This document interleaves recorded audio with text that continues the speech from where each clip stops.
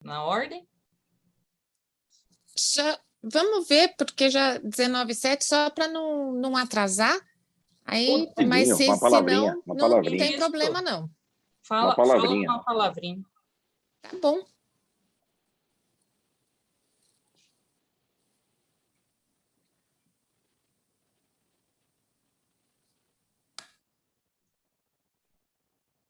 Já abriu a sala, não? Já abriu.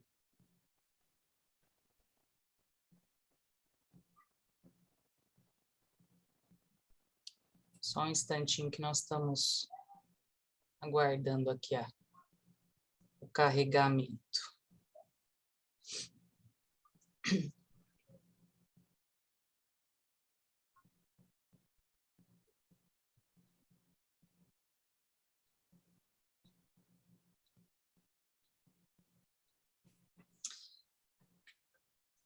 Boa noite a todos e a todas. Nesses minutos iniciais aí estamos aguardando o carregamento, aí o acesso. Gostaria de agradecer imensamente a nossa audiência, a todos os ouvintes aí dessa Semana Jurídica, que foi preparada com tanto cuidado, né, durante esses 5 dias, e realmente está sendo maravilhoso aí recebê-los e conversar a respeito de tantos assuntos como nós conversamos, né? Gostaria de agradecer também a toda a nossa diretoria, ao presidente Daniel Blixten, ao secretário-geral adjunto Cláudio Vieira, que nos acompanham aqui na mesa de trabalho. Agradecer também ao Paulo Braga, nosso secretário-geral, e ao Ivan Castrese, nosso tesoureiro. Realmente é muito bom contar com vocês e podermos aí realizar, né, tantos eventos bacanas, tantos temas atuais. Então, dizer a todos vocês que é um prazer para mim podermos compartilhar a gestão aqui na nossa subseção, de um modo tão democrático, tão participativo. Isso é muito bom. Eu falo que eles são os meninos daqui da UAB Campinas, mas é logicamente que num sentido muito carinhoso, porque, na verdade, eles são gigantes, né? E quando a gente pensa em realizar alguma coisa, eles, mais que depressa, dizem, vamos lá, né? Então, acho que isso que é muito importante. Agradecer também a presença da conselheira Silvia Melges, aqui representando a nossa OAB seccional de São Paulo, daqui a pouco vai dar uma palavrinha a vocês. Agradecer a Raquel Tamacia, que é a diretora da CASP mais campineira que nós temos, né, Raquel? Muito obrigada pela presença também. Agradecer a todos os nossos funcionários nesses eventos virtuais. Quem nos acompanha aqui são a Carolina, a Beatriz, a Miriam e a Andressa.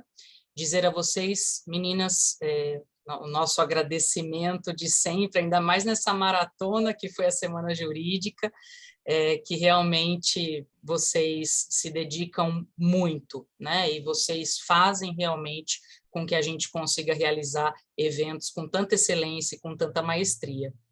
E agradecer ao AB São Paulo, né? Esse espaço, lógico que nós preferíamos, né, creio eu, estarmos no auditório, nos encontrando pessoalmente, né, podendo fazer as perguntas aqui para o professor Rodrigo diretamente, mas, né, diante do nosso cenário, da nossa época, pelo menos nós temos aqui esse espaço virtual, né, o AB São Paulo, que proporciona esse espaço virtual com as salas do Zoom, para que a gente consiga realizar aí os eventos. Então, apesar de não estarmos no auditório, mas conseguimos estar aqui, né, neste momento para debatermos os assuntos e nos encontrarmos, ainda que virtualmente.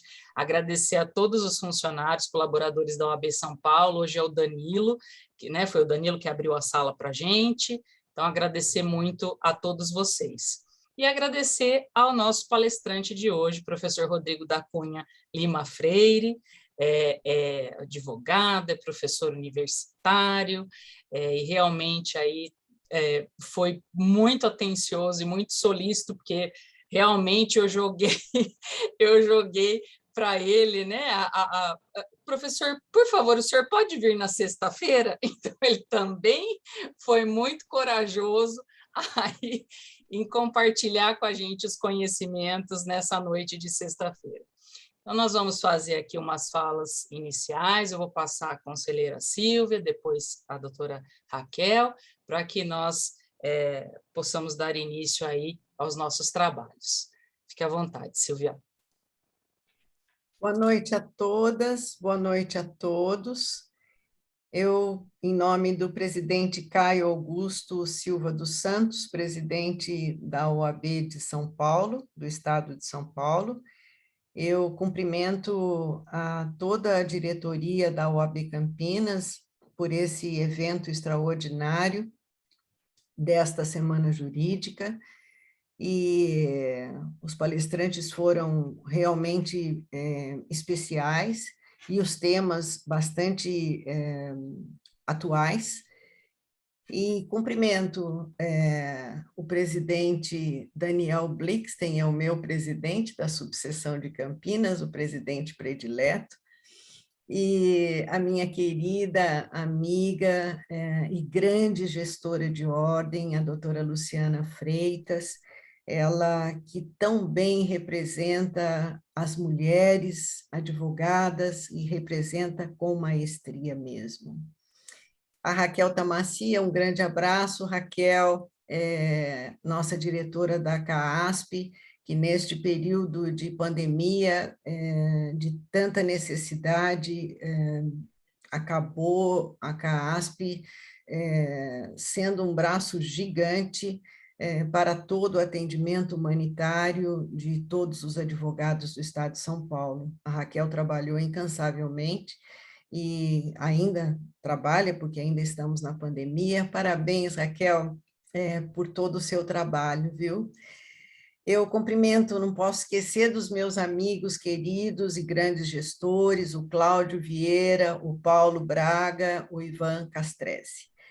E o professor Rodrigo, seja muito bem-vindo à subseção de Campinas, a minha subseção, a subseção predileta, e todos estamos muito ansiosos para ouvir a sua palestra, e nós todos somos aprendizes, apesar de eu ter já uma boa caminhada, somos todos aprendizes, até o final dos tempos seremos aprendizes. Um grande abraço aos funcionários maravilhosos que sempre nos amparam, e a todos vocês que estão nos ouvindo virtualmente, um grande abraço e um grande proveito dessa palestra. Aproveitem a cultura, aproveitem o ensinamento e fiquem com Deus. Uma boa noite.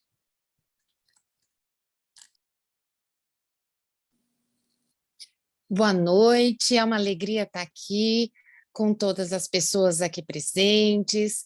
É sempre muito bom ouvir o professor Rodrigo, aprender mais, e um tema que nós sabemos, nós da advocacia, que é sempre atual. Nós sempre temos novidades, nós sempre temos modificações, nós sempre temos o que pensar sobre esta matéria. Então, quero fazer um agradecimento especial para o professor Rodrigo, que veio até aqui para nos brindar com o seu conhecimento e nos trazer ainda mais a possibilidade de pensarmos e estudarmos cada vez mais para o aperfeiçoamento, né? Nosso aperfeiçoamento não só voltado para o cliente, mas voltado também para nós mesmos, porque estudar e crescer é bom também para nós, né? Pode ser um objetivo de vida.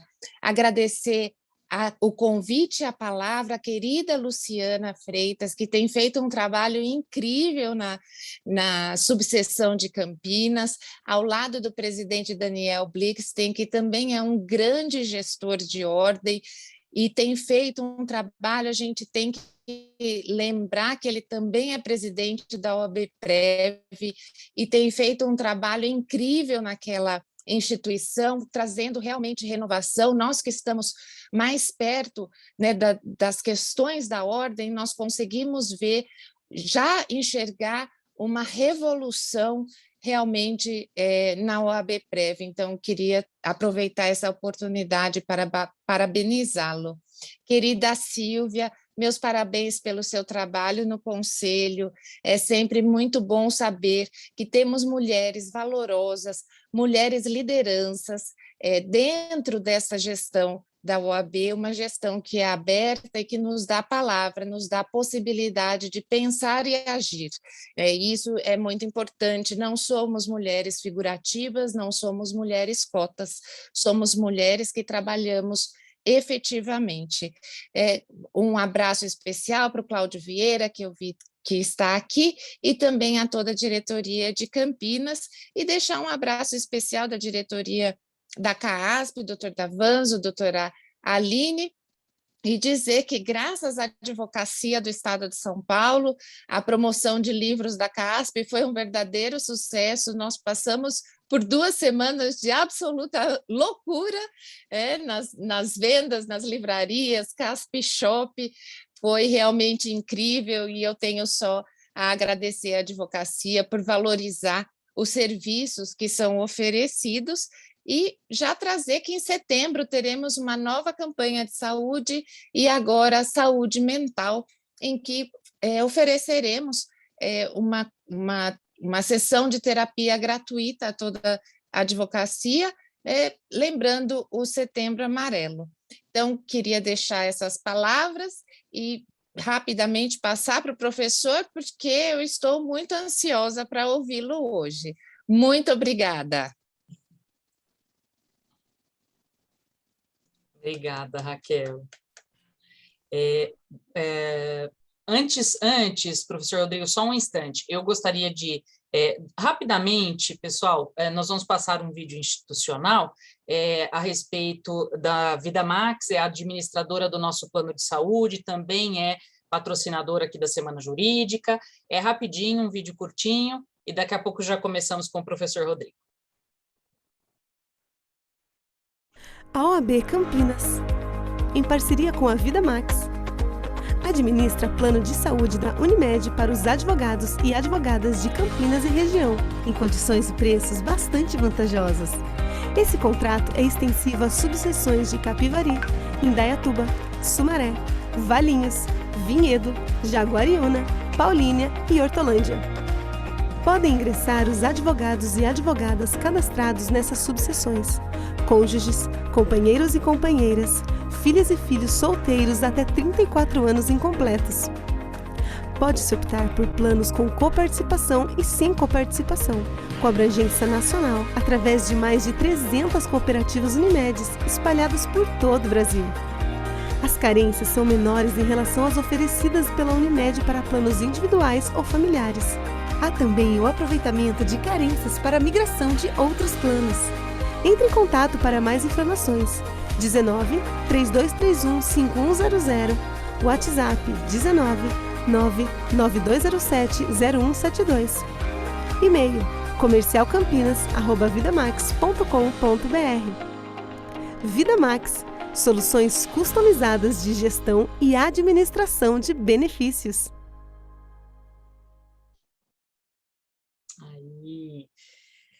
O professor Rodrigo da Cunha Lima Freire vem falar a respeito dos aspectos controvertidos dos recursos cíveis. Rodrigo, a palavra é sua. Boa noite a todos. Eu queria dizer primeiro da minha alegria de poder participar desse evento, um evento que eu já sei do sucesso dele, já vi os palestrantes aqui, grandes palestrantes, alguns queridos amigos que participaram, inclusive, aqui. Eu queria saudar aqui a doutora Luciana, o doutor Daniel, o doutor Cláudio, a doutora Raquel, a doutora Sílvia e todos os que fazem parte aqui da OAB Campinas. Campinas é uma cidade de amigos muito queridos. Eu tenho vários deles de Campinas, alguns quase campineiros, como o Tiago Rodovalho, quase, né? Não chegam a ser, mas quase, mas é um querido amigo também e também um dos responsáveis pela minha presença hoje aqui. Então, queria saudar a todos todos também que estão aqui participando desse evento, um maravilhoso aí evento, dizer da minha alegria, então, renovada alegria de poder participar desse evento, com muita felicidade. Eu sou um natalense paulistano, ou paulistano natalense, podemos dizer de uma forma ou de outra, né? Mas tenho um apreço muito grande por Campinas. Então, pessoal, vamos falar aqui a respeito de recursos. Recursos, e nós vamos ver aqui alguns aspectos, não é, polêmicos a respeito dos recursos. E sempre temos decisões novas, sempre temos polêmicas, e sempre temos... Eu falo sempre o seguinte, que no direito a gente pode morrer de qualquer coisa menos de tédio. De tédio a gente não... Esse problema nós não temos no direito, né? Porque decisão é o que nós temos o tempo inteiro, e o código sai, o código tem 5 anos, e a verdade é que nesses 5 anos nós tivemos já diversas decisões, como a famosa decisão da taxatividade mitigada do agravo de instrumento, né? Eu vou procurar aqui começar por um aspecto mais básico e, a partir dele, extrair alguns aspectos polêmicos disso. A gente sabe que o juiz pratica inúmeros atos no processo, mas os principais atos do juiz são chamados de pronunciamentos. E esses pronunciamentos são basicamente de 3 tipos, né? Nós temos os despachos, as decisões interlocutórias e as sentenças. O despacho é aquele ato do juiz que serve apenas para dar andamento ao processo, dar seguimento ao processo, dar sequência, né? O famoso manifeste o autor sob a petição de folhas. As partes especifiquem as provas que pretendem produzir, né? E assim vai. E aí cada juiz... O manifesto do autor sob a petição de folhas é ótimo, né? Diga o autor, diga o réu, diga o autor, diga o réu, e às vezes você fica esperando assim, diga o juiz, né? Onde é que ele é que vai dizer, né? Então, o despacho é isso. Agora, o despacho não possui caráter decisório. Se não possui caráter decisório, ele não pode causar prejuízo. No princípio, ele não causa prejuízo. Se ele não causa prejuízo, dele não cabe recurso, é o que diz o Código, né? Apesar do Código dizer isso, vale uma lembrança. Alguns autores defendem a tese de que pode caber embargos de declaração de despacho. Porque o despacho, apesar de ser irrecorrível segundo o Código, mas o despacho ele pode ser obscuro, ele pode ser omisso, ele pode ser contraditório, ele pode ter um erro material. Então, há autores que defendem essa tese de que caberia embargos de declaração em relação ao despacho. O Código não fala exatamente isso, mas há quem defenda. Eu conheço um caso muito curioso de um despacho feito à mão, autos físicos, despacho à mão, né, aquele processo raiz, despacho à mão, e o despacho era ininteligível. Era impossível de entender o que o juiz escreveu. Escreveu um garrancho lá qualquer, e a parte, ao invés de levar numa farmácia, poderia ter feito isso, embargou de declaração. O juiz acolheu os embargos, proferiu um novo despacho. Veja que coisa curiosa. A decisão interlocutória, por sua vez, é aquele ato do juiz que resolve uma questão incidente, né? Então, decisão interlocutória dentro da locução resolve-se uma questão incidente.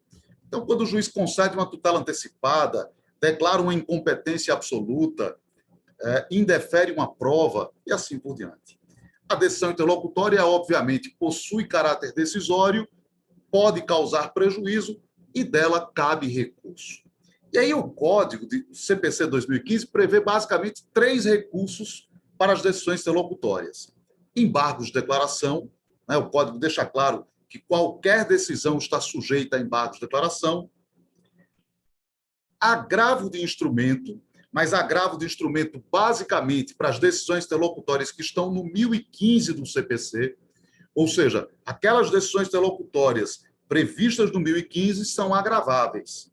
Teoricamente, as demais não seriam, né? Então, por exemplo, o juiz decidiu sobre uma tutela provisória, deferiu, indeferiu, enfim, está no 1015, cabe agravo, né?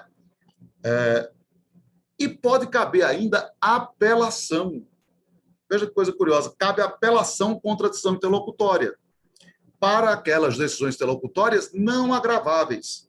Então, as decisões interlocutórias não agraváveis são apeláveis, no seguinte sentido. Se você tem uma decisão interlocutória que não está no 1015, exemplo, indeferimento de prova, você deve aguardar o juiz sentenciar E aí, nas razões ou contra-razões de apelação, você vai poder impugnar aquela decisão interlocutória. Preliminarmente, vai impugnar a decisão interlocutória. É o 1009, parágrafo 1º do CPC, quem prevê isso, né? Então, indeferimento de prova, não está no 1015, não posso agravar agora, eu aguardo, quando o juiz sentenciar, nas razões ou contra-razões de apelação, eu vou impugnar aquela decisão interlocutória. Depende se eu sou vencedor ou vencido. Muito bem, então, são 3 possibilidades aí. A gente vai falar daqui a pouquinho da questão da taxatividade mitigada do 1015, que aí é uma outra história, um outro ingrediente que o STJ pôs nessa história, né? E você tem a sentença. A sentença é aquele ato pelo qual, né, por meio do qual, o juiz, com fundamento no artigo 485 ou no artigo 487 do CPC, põe fim à fase de conhecimento ou extingue a execução. Põe fim à fase de conhecimento ou extingue a execução. Então, por exemplo, eu tenho uma decisão em que o juiz declara prescrição, sentença porque está no 487, e legitimidade, sentença porque está no 485. Né? Então, a sentença possui um conteúdo pré-determinado em lei, pré-fixado em lei, 485 ou 487 do CPC. Né? E põe fim à fase de conhecimento ou extingue a execução. A sentença, evidentemente, possui caráter decisório. Se possui caráter decisório, pode causar prejuízo. E se pode causar prejuízo, cabe recurso. Os recursos são basicamente a apelação e os embargos de declaração, né? Então, pegando aqui esses pronunciamentos do juiz e os recursos, eu quero agora colocar algumas situações para a gente discutir aqui. A gente sabe aqui, portanto, quais são os pronunciamentos do juiz e quais são os recursos correlatos. Mas vamos fazer a seguinte pergunta. Imaginemos que o juiz exclua um litisconsorte do processo. O juiz excluiu um litisconsorte do processo por ilegitimidade. Imagine que são 5 litisconsortes, Mimi, Cocó, Tizil, Reiete e Lambari. E o juiz chegou e disse: Mimi, você é parte ilegítima. Excluiu Mimi por ilegitimidade. O processo continua com os outros 4, Cocó, Tizil, Reiete e Lambari. Essa decisão é uma decisão interlocutória ou é uma sentença? Cabe agravo ou apelação? Se o juiz exclui um litisconsorte do processo e o processo continua em relação aos outros, decisão interlocutória ou sentença, cabe agravo ou apelação? Vou colocar mais um exemplo. Uma reconvenção. A promove uma ação contra B, B reconvém contra A. O juiz rejeita liminarmente a reconvenção. Rejeita liminarmente a reconvenção. O processo prossegue com a ação originária. Eu pergunto, é uma decisão interlocutória ou é uma sentença? Cabe agravo ou apelação? Vou colocar mais uma. Julgamento antecipado parcial do mérito. Imagine que o autor fez 2 pedidos, dano moral e dano material. O réu contestou o dano moral, não contestou o dano material. O juiz julga já o pedido que é incontroverso. Julgamento antecipado parcial do mérito. Nesse caso, é uma decisão interlocutória ou é uma sentença? Cabe agravo ou apelação? Veja que interessante. Se a gente pensar bem, todos esses casos, eles têm uma linha comum. Qual é a linha comum de todos esses casos? A linha comum aqui é que todos eles são situações que estão ou no 485 ou no 487 do CPC. Né? Exclusão de litisconsorte por ilegitimidade, 485. Rejeição liminar da reconvenção, 485. Julgamento antecipado parcial do mérito, 487.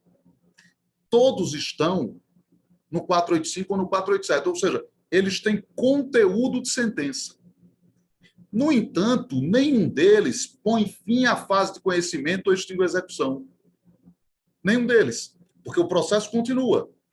Então, você exclui um litisconsorte, o processo continua com os outros. Você rejeita liminarmente a reconvenção, o processo continua com a ação principal.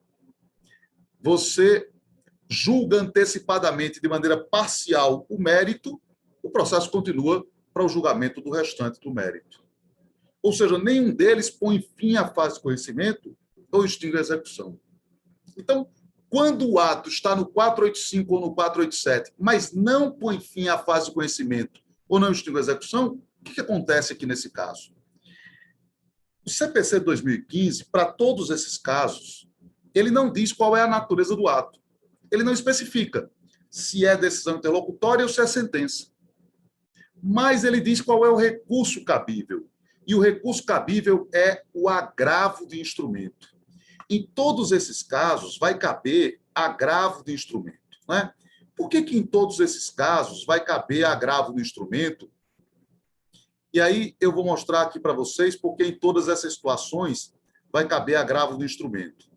Observem aqui, ó, 1015, incisos 2 e 7.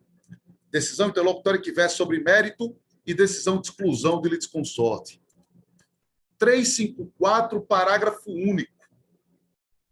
A decisão a que se refere o caput pode dizer respeito a apenas parcela do processo, caso em que será impugnável por agravo de instrumento. É o caso da rejeição liminar da reconvenção. 354, parágrafo único. Diz respeito a apenas parcela do processo. Não cabe agravo. E o 356, parágrafo 5º. Julgamento antecipado parcial do mérito cabe agravo. Julgamento antecipado parcial do mérito cabe agravo. Então, na verdade, o que acontece aqui? O CPC 2015 estabeleceu que, nesses casos todos, cabe agravo.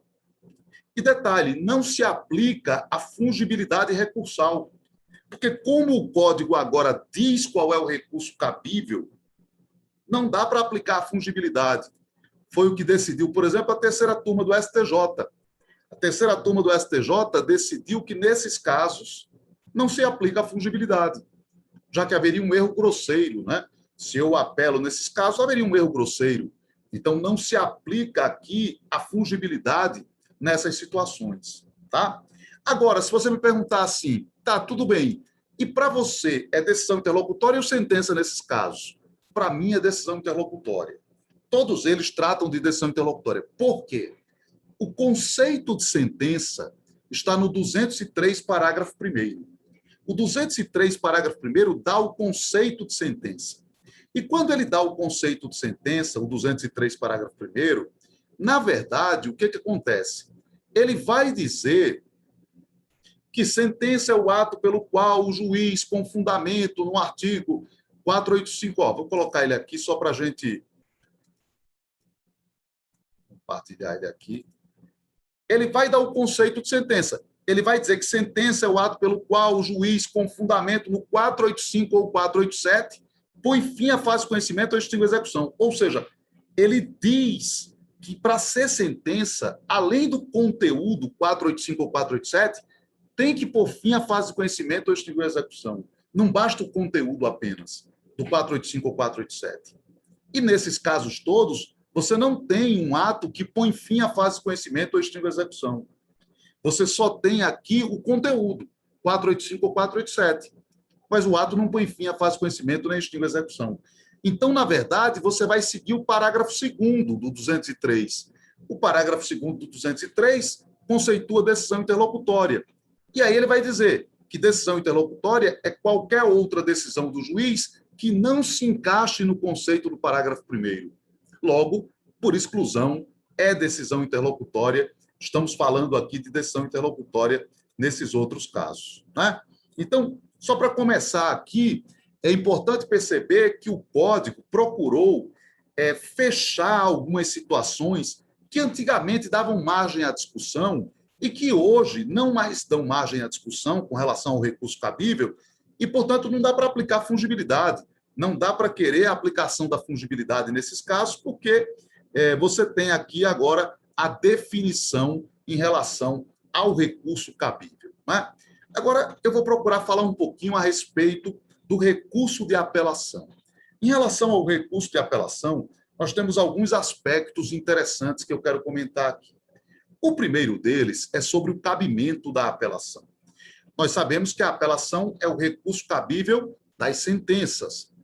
No entanto, também pode caber a apelação de decisão interlocutória.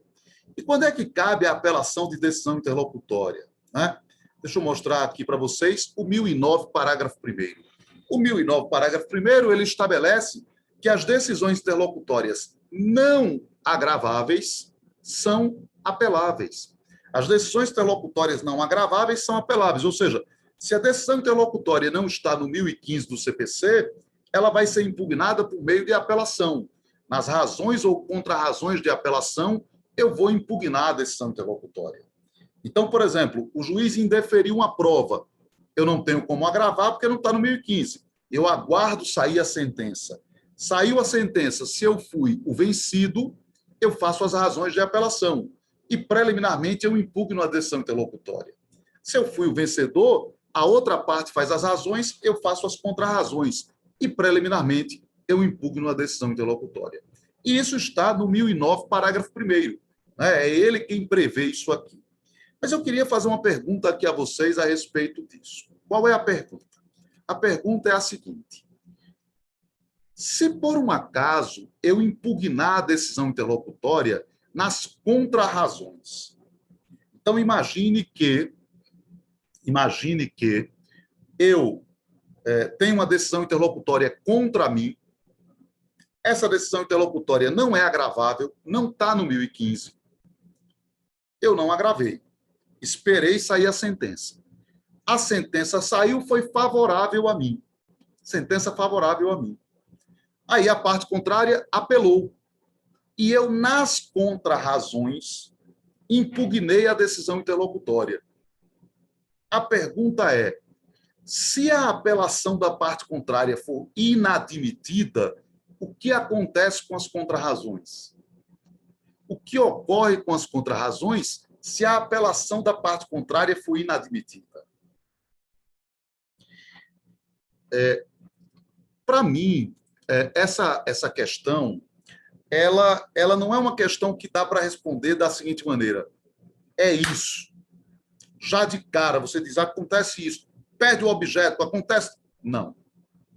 Dependerá do caso. Por que dependerá do caso? Porque existem situações em que essa impugnação à decisão interlocutória nas contra-razões, ela será um recurso subordinado e condicionado. Subordinado e condicionado. Lembrando, ainda que vagamente, o recurso adesivo. Vou dar um exemplo. O indeferimento de prova que eu citei aqui. No caso do indeferimento de prova, eu pedi uma prova pericial, o juiz indeferiu. Saiu a sentença, foi favorável a mim. A parte contrária apelou, eu fiz as contra-razões. Nas contra-razões, eu impugnei a decisão interlocutória. Observe que aqui, eu só quero que o tribunal aprecie isso se ele der conhecimento ao recurso principal, se ele conhecer do principal, e se ele for dar provimento ao principal, ao recurso da outra parte. Porque se ele não conhecer do recurso da outra parte, ou se for para negar provimento ao recurso da outra parte, eu prefiro que ele não aprecie a minha impugnação à decisão interlocutória, que ele não aprecie minhas contra-razões. Perceba, para mim só faz sentido a apreciação das contra-razões se o tribunal tiver de conhecer do recurso principal e dar provimento. Então, a minha impugnação à decisão interlocutória nas contra-razões é um recurso subordinado e condicionado. Está subordinado à admissibilidade do recurso da outra parte e condicionado ao provimento. Se o tribunal for dar provimento, que aprecie o meu, para saber se eu tenho direito a produzir essa prova ou não. Porque também, se a outra parte for perder, eu já ganhei na sentença. Para que eu vou querer a apreciação?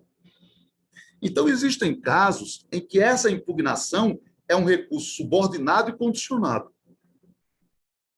Mas existem casos em que isso não acontece. Em que essa impugnação é autônoma. Ela é autônoma. Ela não é um recurso subordinado e condicionado. Vou dar um exemplo. Imagine que eu fui intimado a comparecer à audiência de conciliação ou mediação do 334, e eu não compareci. Eu não compareci à audiência.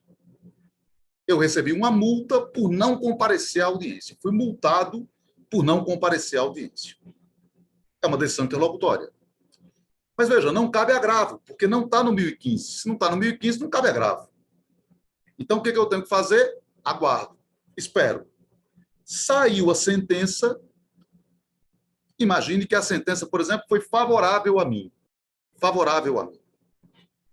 Nesse caso, se a parte contrária apelar, eu posso fazer as contrarrazões. E nessas contrarrazões, impugnar a decisão interlocutória. Mas perceba, essa impugnação é autônoma. Porque a questão referente à multa da audiência de conciliação ou de mediação não tem nenhuma relação com o mérito. Zero de relação com o mérito. Não vai influenciar o resultado do mérito, diferentemente da prova. Então, essa questão é autônoma. De maneira que, se eu fizer contrarrazões impugnando a decisão interlocutória, o meu recurso aqui é autônomo, ele não é subordinado e condicionado.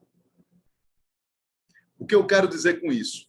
No caso da prova, se eu impugnar nas contrarrazões e o recurso da outra parte não for conhecido, o meu perde o objeto.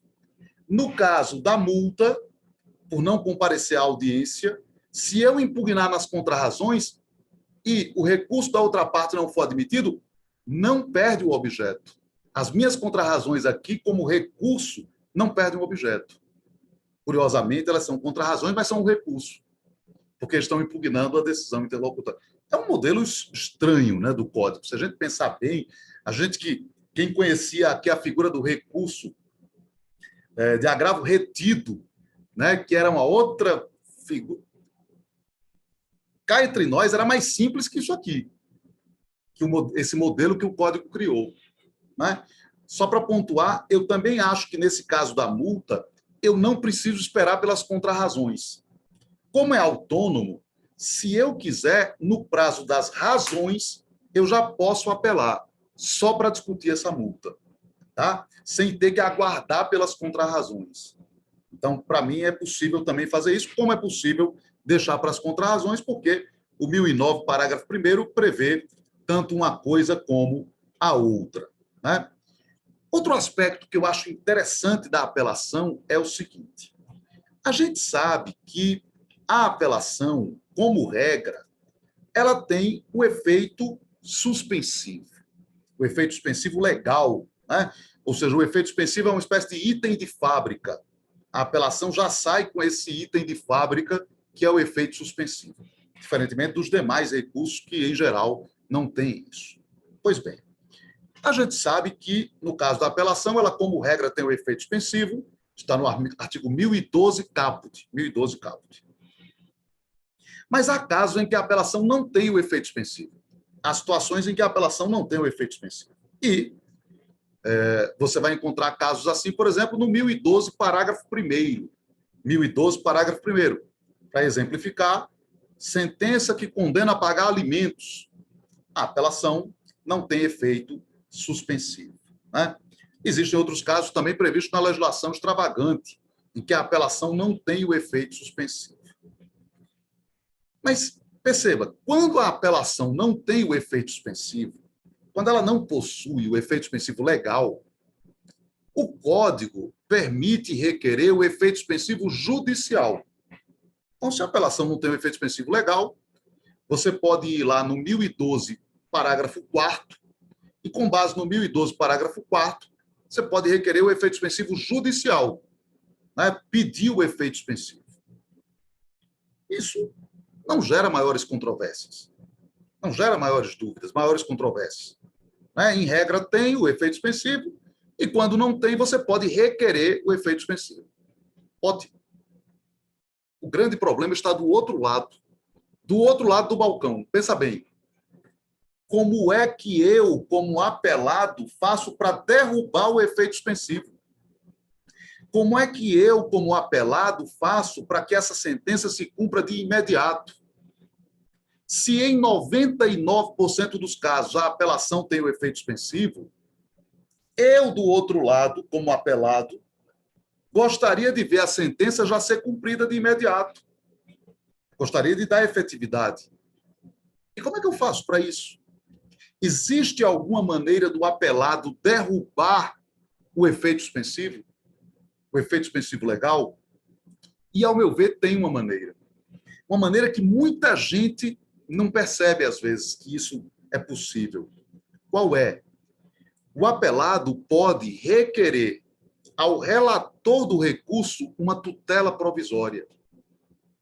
E, com essa tutela provisória, derrubar o efeito suspensivo legal. Observe aqui o que diz o 932, inciso 2. O relator decidirá sobre a tutela provisória nos processos de competência ordinária dos tribunais e nos recursos. Então, o apelado pode pedir ao relator da apelação uma tutela provisória. E, com essa tutela provisória, derrubar o efeito suspensivo legal. E observe uma coisa interessante. A gente, na advocacia, tem uma tendência de requerer a tutela de urgência, né? Tutela de urgência a gente requer muito mais. Tutela de evidência é um bicho que a gente olha meio feio para ela assim, meio... Aliás, eu passei por isso, o bom de você ir ficando... Velho não, né? Velho é o Tiago Rodovalho, eu sou novo. Mas o bom de o tempo ir passando, você ter começado cedo. Assim, eu me formei com 21 anos em 94. Em 94, houve uma reforma grande do CPC, que, de certa maneira, trouxe a disciplina da tutela antecipada. E, no começo, todo mundo tinha medo de pedir tutela antecipada. As pessoas pediam tutela cautelar. Todo mundo estava acostumado com cautelar. Então, tutela antecipada era um bicho meio estranho.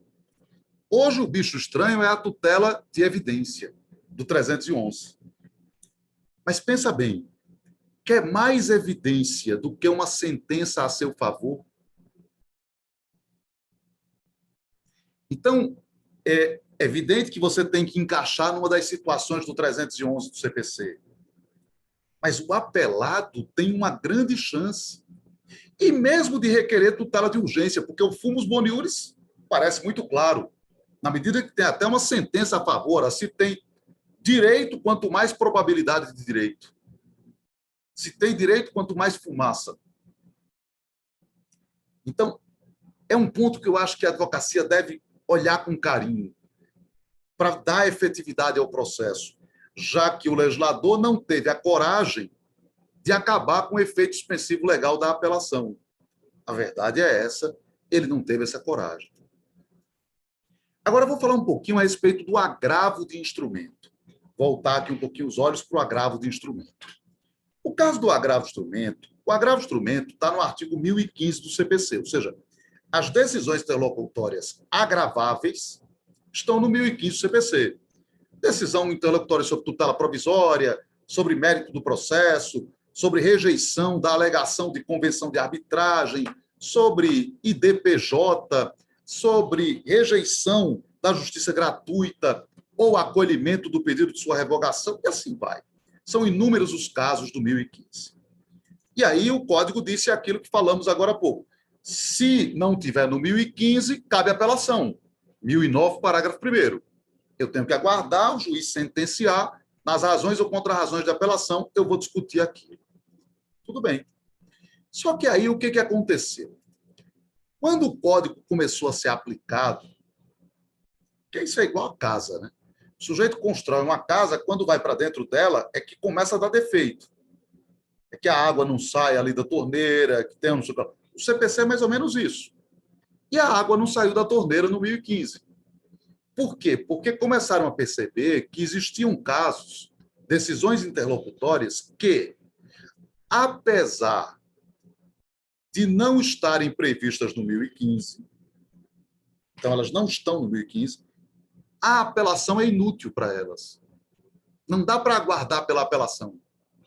Então, eu tenho uma decisão interlocutória que não está no 1015 e também não dá para aguardar a apelação. A apelação é inútil. Exemplo. Imagine que eu peça segredo de justiça. Pedi segredo de justiça. O juiz indeferiu. O juiz indeferiu. É uma decisão interlocutória, mas ela não está no 1015. Deveria caber a apelação. 1009, parágrafo 1º. Mas também não dá para aguardar pela apelação. O que adianta o processo ser público e daqui a não sei quanto tempo ele diz assim, não, agora o tribunal está deferido aí o segredo de justiça. O processo foi público até lá, não adiantou de nada. Declaração de incompetência. O processo tramita na Justiça Estadual, aí vem o juiz e declara a incompetência absoluta, remete os autos para a Justiça do Trabalho. É uma decisão interlocutória. Não está no 1015. Caberia apelação. Que apelação? Que agora está na Justiça do Trabalho. Agora é recurso ordinário. Com detalhe, o TRT não tem competência para desfazer a decisão do juiz de direito. Não pode rever a decisão do juiz de direito que declarou a incompetência. Ele não tem competência para rever a decisão do juiz de direito. Então, perceba que são decisões interlocutórias que não estão no 1015, mas a apelação é inútil. E aí entra o STJ. Bom, começa a chover todo tipo de coisa, né? Gente que agrava, dizendo, não, cabe agravo por interpretação extensiva. Gente que impetra mandado de segurança. Né? Gente que... Eu tenho uma amiga que defende a tese de que caberia uma tutela de urgência antecedente em relação à apelação. Então, cabe a apelação, mas aí você faz uma tutela de urgência antecedente. E tem aquela tese do não cabe nada. Senta e chora, não cabe nada. Até que o STJ entra na história, recursos repetitivos 2018, relatoria da ministra Nancy Andrighi, e sai o tema 988. E o tema 988 é o quê? Basicamente, o STJ diz o seguinte: se a decisão interlocutória não está no 1015, mas existe urgência em impugnar, decorrente da inutilidade da apelação, cabe agravo. A decisão interlocutória não está no 1015, mas existe urgência em impugnar, decorrente da inutilidade da apelação, cabe agravo. E aí a ministra Nancy Andrighi usa uma expressão que é a da taxatividade mitigada. O 1015 teria uma taxatividade mitigada. É uma expressão meio esquisita, né? É como dizer que a mulher está ligeiramente grávida. Ou está grávida ou não está grávida. Agora, a taxatividade mitigada, ou é taxativa ou não é taxativa. Mas, assim, apesar dos defeitos dessa decisão, apesar dos seus defeitos, ela tem uma virtude que é de resolver o problema. De alguma maneira, ela disse assim, ó, estava aí a discussão o que cabia, cabe agravo. Cabe agravo. O juiz declarou incompetência, cabe agravo. O juiz rejeitou a justiça gratuita, cabe agravo. Justiça gratuita não, o segredo de justiça, cabe agravo. Então, ela resolveu nesse sentido. O que eu acho que é ruim é o seguinte: além de não estar na lei isso, além disso não estar previsto na lei, você cria uma situação, cria uma hipótese à margem da lei. É como se você estivesse inserindo aqui com a mão um novo inciso no 1015. Além disso, a expressão urgência não deveria ter sido usada. Urgência é uma expressão muito aberta. Para muitos, aqui, urgência é aquela história, onde passa um boi, passa uma boiada. É o que eu disser que é. Seria periculo in mora isso? Então, é uma expressão, ao meu ver, equivocada. Sem contar que os advogados ainda possuem muito medo da preclusão. Então, é aquela história, na dúvida, agrave. Você está na dúvida, agrave, amigão. Porque, né, é melhor fazer isso agora e o tribunal dizer que não cabe o agravo. Que aí depois você vai impugnar lá na apelação. Ah, mas não teria preclusão consumativa? Não. Não quando é uma situação dessas duvidosa. Então, na dúvida, é melhor agravar. Uma coisa que também a gente precisa entender é o seguinte: muita gente critica a decisão e acaba gerando uma discussão que também é uma discussão meio esquisita, que é a de que não pode, o 1015 não comporta interpretação. Também não é verdadeiro isso, né? Também não é verdadeiro que o 1015 não comporta interpretação. Claro que ele comporta. Os incisos do 1015 comportam interpretação. E o STJ tem feito essa interpretação nos incisos do 1015. Vou exemplificar isso. Imagine o seguinte.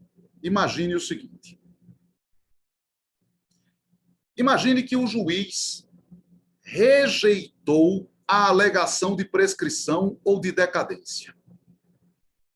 O réu alegou prescrição ou decadência, o juiz rejeitou a alegação de prescrição ou decadência. Cabe agravo? Rejeição da alegação de prescrição ou decadência?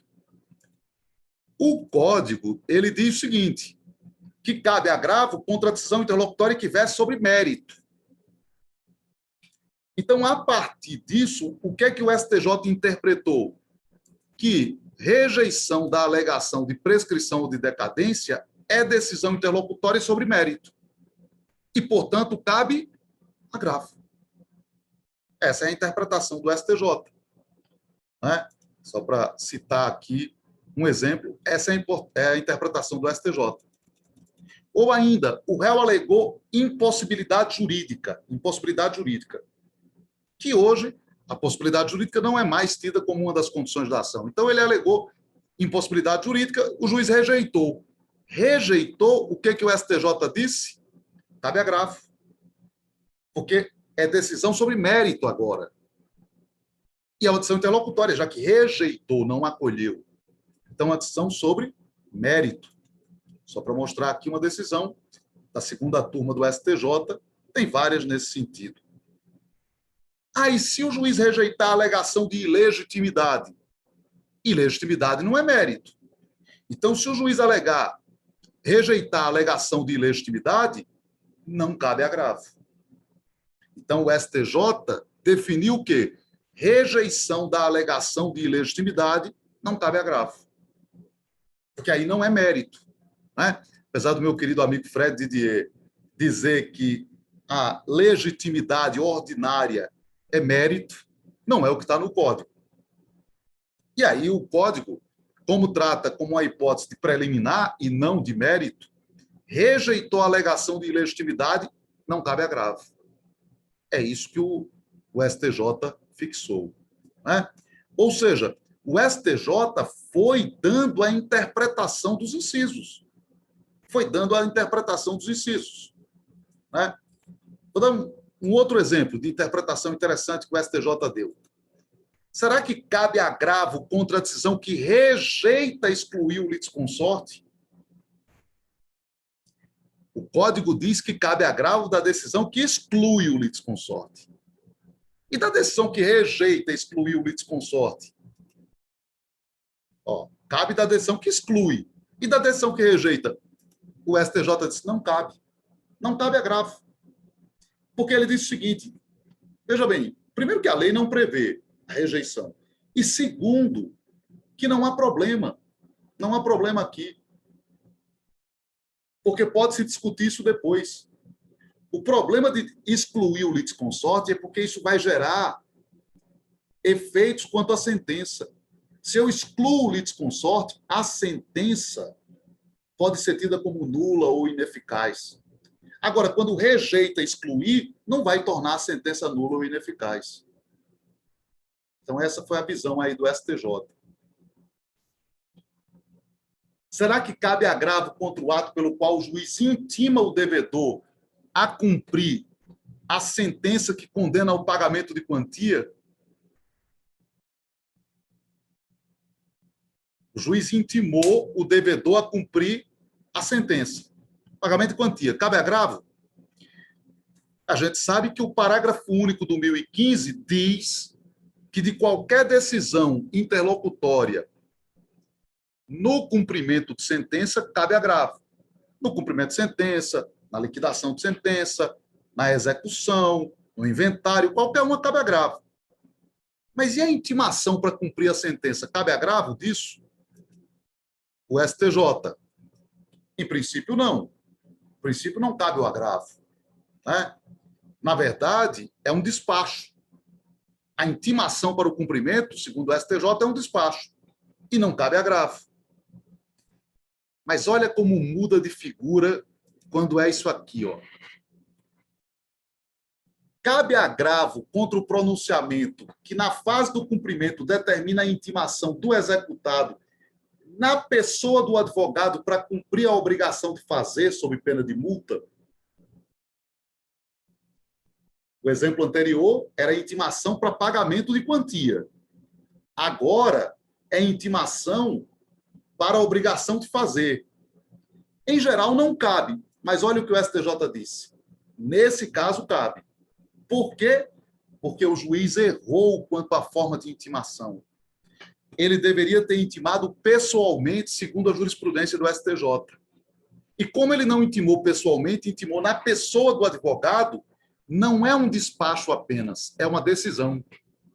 E cabe agravo. Então, observe que você tem que verificar as circunstâncias também do ato. Não é? Em geral, intimar para cumprir é um despacho. Mesmo na execução, é um despacho. No entanto, se eu deveria fazer intimação pessoal, mas fiz intimação na pessoa do advogado, se torna uma decisão. E, portanto, cabe agravo. Veja que a gente aqui vai vendo que o STJ vai dando a interpretação ao 1015. Em inúmeros julgados. Cabe agravo contra a decisão que concede justiça gratuita no cumprimento de sentença? Em geral, não cabe agravo contra a decisão que concede justiça gratuita. O Código diz que cabe agravo contra a decisão que rejeita a justiça gratuita. Ou que revoga. Não a que concede. Só que aqui você aplica o parágrafo único do 1015. Qualquer decisão interlocutória no cumprimento de sentença cabe agravo. E aí o STJ disse o quê? Cabe agravo. Contra a decisão que concede, olha que coisa, justiça gratuita no cumprimento de sentença. Mas só no cumprimento de sentença. Onde é que eu quero chegar com isso tudo aqui? Claro que eu posso ficar aqui uma noite inteira falando o que o STJ diz para cada inciso. Mas o que é importante é a gente perceber o seguinte: o fato de a gente entender que o 1015 é taxativo não impede a sua interpretação. É evidente que São Paulo dizia, a letra mata, o espírito vivifica. Então, a interpretação não vai se retirar. O que é diferente de interpretar contra a lei. Botelho de Mesquita dizia uma frase ótima. A liberdade de interpretar a lei não significa a liberdade de interpretar contra a lei. Certo? Que, ao meu ver, foi o que aconteceu lá na taxatividade mitigada. Ali foi a liberdade de interpretar contra a lei. Mas isso não impede a liberdade de interpretar a lei. E é isso que está sendo feito em relação ao 1015. É isso que está sendo feito. E é preciso que o advogado fique muito atento a essas interpretações. Porque o fato é que hoje não basta mais você conhecer o código, não basta mais você conhecer a lei. É preciso que você saiba como ela é interpretada pelo tribunal. E, no caso aqui, em especial, pelo STJ. Qual é o CPC na visão do STJ? Às vezes é bem diferente da letra da lei. Às vezes, bem diferente. Aliás, um exemplo que, para mim, é assim, das coisas mais absurdas. A decisão pela qual o presidente ou vice do tribunal recorrido nega seguimento ao recurso especial. O STJ diz que não cabe embargo de declaração. Não cabe. Sim, mas o Código diz que de qualquer decisão cabe embargo de declaração. O STJ diz que não cabia. Não só diz que não cabia, diz que os embargos eram manifestamente incabíveis, que é pior ainda. E por que é pior ainda? Porque isso gera, se você agravar, você vai perder o prazo do agravo, porque não interrompe o prazo do agravo. Então, você embarga, aí você vai agravar, você perdeu o prazo do agravo, porque não interrompeu, já que os embargos seriam manifestamente inadmissíveis, com a lei dizendo que cabe os embargos. Então, às vezes, o código é um outro código, um código à parte. Mas a gente precisa estar muito atento a ele. Muito, muito atento a ele. Eu procurei fazer um recorte hoje em relação, em especial, ao agravo, instrumento e à apelação, que são recursos que a gente usa mais no dia a dia, né? São os recursos mais utilizados. Mas a gente poderia falar aqui de vários aspectos de outros recursos também, do especial, do extraordinário, que tem vários, as questões relacionadas ao pré-questionamento e tantas outras aí, que são também muito interessantes. Mas, para a gente não ficar, né, a noite toda aqui, ainda mais numa sexta-feira, eu não quero tomar aí a sexta-feira de vocês, né? Se vocês forem do estilo do meu amigo Tiago Rodovalho, já estão com um vinho agora, talvez na segunda garrafa, né? Eu estou aqui, coitado, na água e tal, mas ele já deve estar na segunda garrafa. Então, se vocês forem desse estilo, né? Mas eu queria agradecer, renovar o agradecimento pelo convite que me foi feito. É sempre um prazer muito grande. E eu queria dizer, doutor Luciana, que eu fico à sua disposição para quando quiser, no dia que quiser, quando quiser, na hora que quiser, fazer o convite, que eu estarei aqui novamente. Será uma convocação e eu estarei aqui com todo prazer. Muito obrigado. Ai, que bom, doutor Rodrigo. A gente é que agradece, viu? Pessoal, né, nós percebemos que são vários aí elogios, né? Eu sempre costumo dizer que, embora estejamos próximos da capital, não estamos longe, né? Realmente o interior ele carece, né, dessa proximidade de pessoas que discutam, né, aí o tema, estão sempre discutindo e se posicionam e escrevem, né? Então isso é muito importante, porque a gente sentindo essa proximidade, né, nós também conseguimos aí nos desenvolver e melhorar as nossas escritas, as nossas discussões, né? Então, eu gostaria de agradecer imensamente o seu batismo eu já te trouxe aqui para Campinas numa sexta-feira, então agradecer imensamente a você, a sua disponibilidade, o seu jeito de tratar aí, né? Os temas em recurso geralmente são tão tortuosos, né? Mas a forma pela qual você expõe é sempre muito clara, né? É sempre muito fácil de guardarmos, né? E nos situarmos aí em qual é a discussão. Então, te parabenizar sobre isso.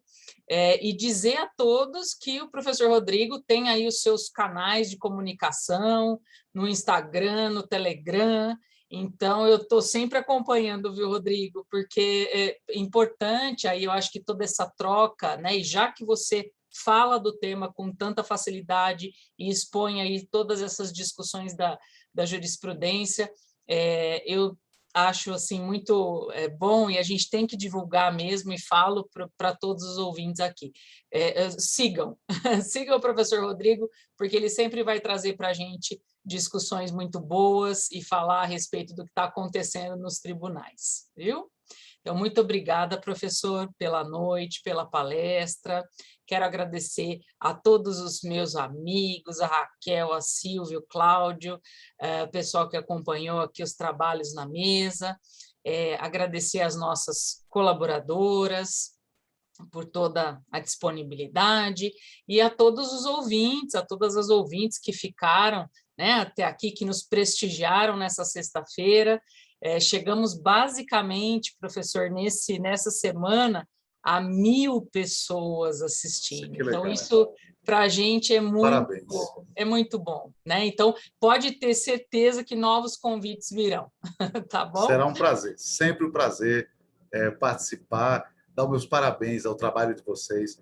Eu tenho assim uma uma admiração muito grande por quem faz esse trabalho de uma doação à causa do advogado, da OAB. Eu acho que é uma verdadeira vocação, né, de servir a essa causa. É muito, muito bacana ver o trabalho muito bem feito, como esse de vocês. Parabéns.